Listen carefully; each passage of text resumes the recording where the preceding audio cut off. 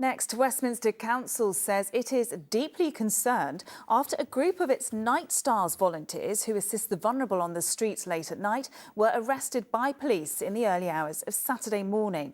It comes as the force faces a backlash to the number of arrests it made during the King's coronation yesterday, many of whom were anti-royal and climate protesters. With the latest, here's Jay Akbar. Riz Chowdhury has felt steel on his wrists before. As an Extinction Rebellion activist, he is, as they say, known to police.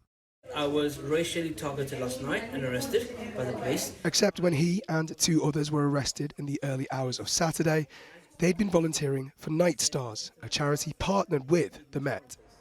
Its volunteers promote women's safety on the streets of London. Their duties include handing out slippers, water and rape alarms. And that last detail there is why the Met said it arrested those three people, including Riz, somewhere in this area, because it said it received intel that groups or individuals were seeking to use rape alarms to try and disrupt the coronation later that day. The Met added there was particular concern this would scare their horses involved in the procession and cause significant risk to the safety of the public and the riders.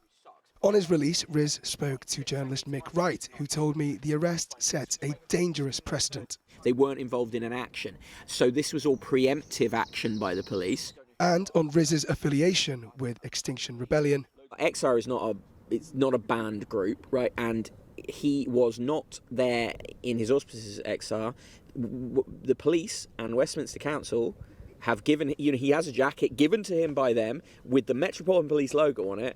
So if you believe that, then take it up with the police. More than 50 people from various groups were arrested during anti-monarchy protests on Coronation Day.